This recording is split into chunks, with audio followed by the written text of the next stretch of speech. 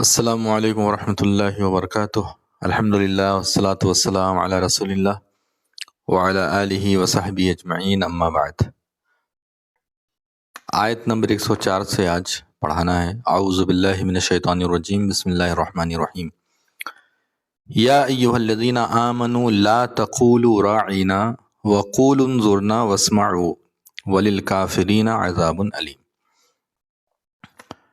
تو ان آیتوں میں بھی یہود نصارہ ہی کے متعلق کچھ باتیں چل رہی ہیں، ایک لگاتار انہی کے تعلق سے باتیں ہو رہی ہیں، کیونکہ ان کی بہت ساری حرکتیں ایسی تھیں جو ہم لوگوں کو سمجھنا چاہیے تاکہ ہم اس طرح کی حرکتوں سے اپنے آپ کو دور رکھ سکیں اور ہم لوگ اس طرح کی غلطیاں نہ کریں جو یہود نصارہ کرتے تھے۔ قرآن میں اللہ تعالیٰ نے یہ جگہ فرمایا ہے سورہ حدید کے اندر کہ وَلَا تَكُونُوا كَالَّذِينَ أُوتُوا الْكِتَابَ مِن قَبْلِ، کہ ان لوگوں کے جیسے نہ ہو جانا جن لوگوں کو پہلے کتاب دی گئی، یعنی اہل کتاب یہود نصارہ۔ کیونکہ جب نبیوں کے آنے کا وقت جب زیادہ ہو جاتا تھا تو وہ لوگ گمراہ ہو جاتے تھے، اور نبی تو آنا چھوڑیے، نبی چلے جاتے تھے جب اللہ کا کلام لینے کے لیے، جیسے تورات لینے کے لیے موسیٰ علیہ السلام گئے کوہ طور پر، اور یہاں ان لوگوں نے بچھڑے کو خدا بنا لیا۔ تو یہ اتنے زیادہ اللہ کے نافرمان ہوتے تھے، اسی لیے اللہ تعالیٰ نے ان کی بہت ساری حرکتوں کا باقاعدہ قرآن کے اندر ذکر کیا تاکہ مسلمان اس طرح کی حرکتوں سے اپنے آپ کو بچائیں۔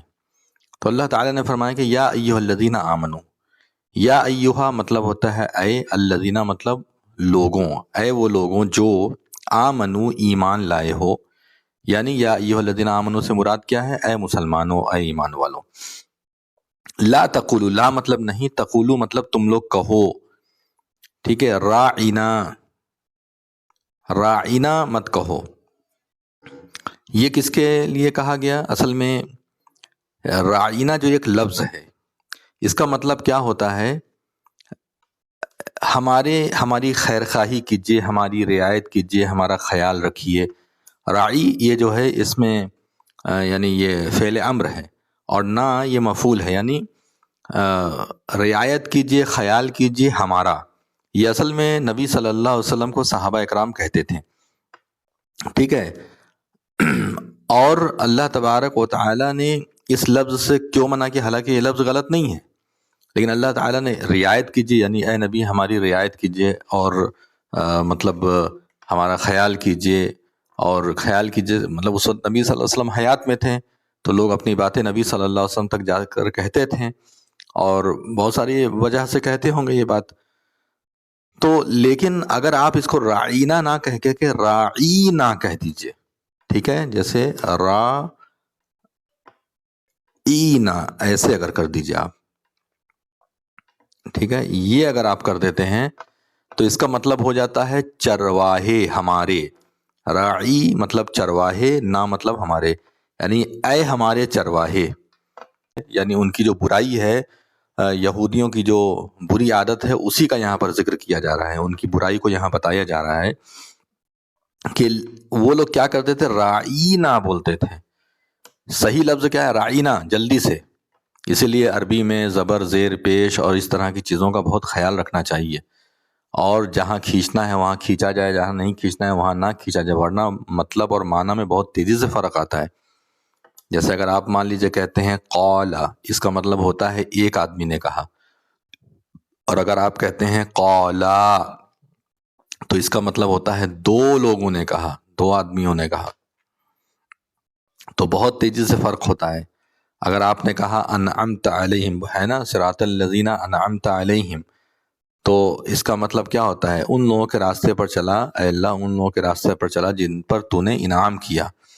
اور اگر ہم انعمتو کہہ دیں، اگر ہم یہ کہہ دیں انعمتو کہہ دیں، تو اس کا مطلب ہوتا ہے اس راستے پر چلا جس پر میں نے انعام کیا۔ تو میں نے کیا، کس پر انعام کیا؟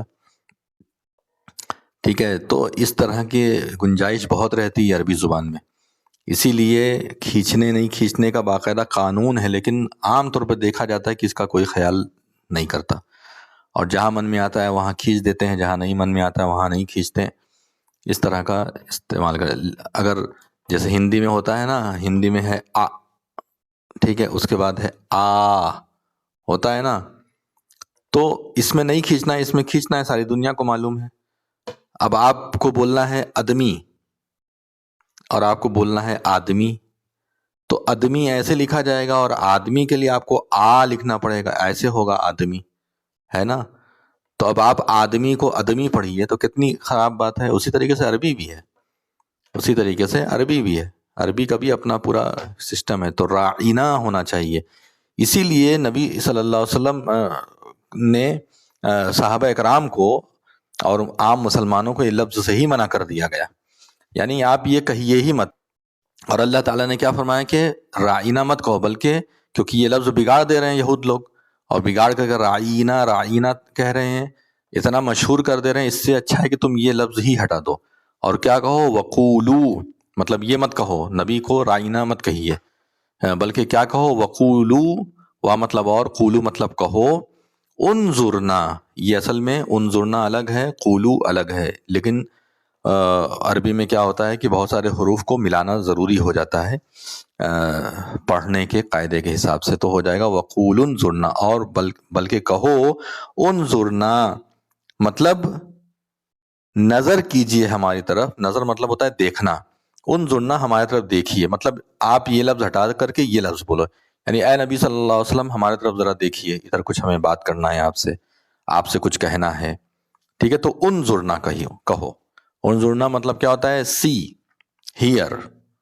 ٹھیک ہے، یا ہم لوگوں کو دیکھیے، تو یہ کہو، واسمعوا، وا مطلب اور، اسمعوا مطلب ہوتا ہے تم لوگ سنو، یعنی نبی صلی اللہ علیہ وسلم کے احکام کو سنو، اس پر عمل کرو۔ یہ اصل میں واو زبر وا الگ ہے اور اسمعوا الگ ہے، ملائیں گے تو ہو جائے گا واسمعوا، اور سنا کرو، یعنی کہ نبی صلی اللہ علیہ وسلم کی باتوں کو سنو، جب وہ کچھ بولیں کچھ کہیں تو ان کی باتوں کو کیا کرو، سنو۔ وَلِلْكَافِرِينَ عَذَابٌ علیم، وہ مطلب اور، لام زیر لی مطلب ہوتا ہے لیے، الکافرین مطلب کافرین، یعنی جمع ہے کافر کی، پلورل ہے، اور کافروں کے لیے، اصل میں کیا تھا، اصل میں دیکھیے میں آپ کو بار بار لکھ کے بتا دیتا ہوں، واو پھر پلس لام زیر لی، اور اس کے بعد کیا تھا، الکافرین، ایسے تھا، ٹھیک ہے، ایسے تھا،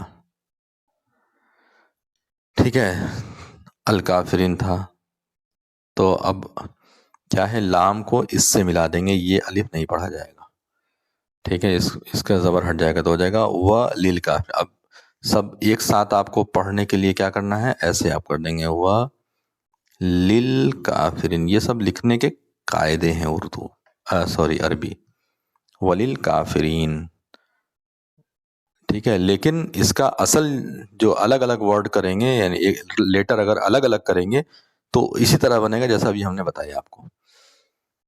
اور کافروں کے لیے عذاب علیم، کیا ہے، عذاب مطلب عذاب، علیم مطلب دردناک، اور کافروں کے لیے دردناک عذاب ہے، خطرناک عذاب ہے جو اللہ تبارک و تعالیٰ نے ان لوگوں کے لیے رکھے ہیں۔ تو یہ سمجھ میں آ گئی اچھے سے باتیں آپ کو کہ یہ لوگ نبی صلی اللہ علیہ وسلم کو رعینا بولتے تھے، اور اللہ تبارک و تعالیٰ نے اسی لیے منع کرا دیا اور کہا کہ انظرنا بولو، انظرنا بولو، اور یہ پورے آیت کا مفہوم یہی ہے جو ہم نے آپ کو بتایا۔ اب اس کے بعد آیت نمبر 105 پر چلتے ہیں۔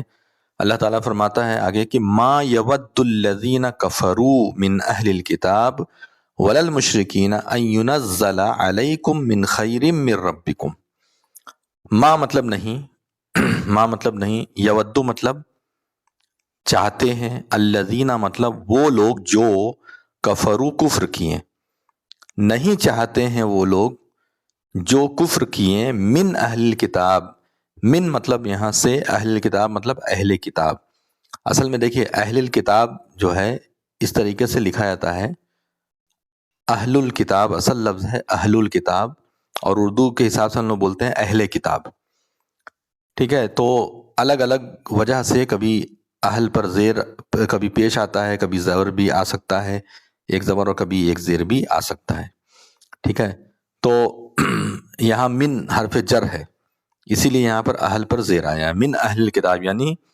اہل کتاب میں سے، یعنی اہل کتاب میں سے جو لوگ کافر ہیں، یعنی جنہوں نے دین نہیں مانا، نبیوں کو نہیں مانا اور نبی صلی اللہ علیہ وسلم پر ایمان نہیں رکھے، تو وہ لوگ نہیں چاہتے ہیں. اور ولل مشرکین، وا مطلب اور، لا مطلب نہیں، المشرکین مطلب مشرکین، اور نہ تو مشرکین چاہتے ہیں، نہ تو اہل کتاب میں سے کافر چاہتے ہیں اور نہ ہی مشرکین چاہتے ہیں. کیا نہیں چاہتے یہ لوگ؟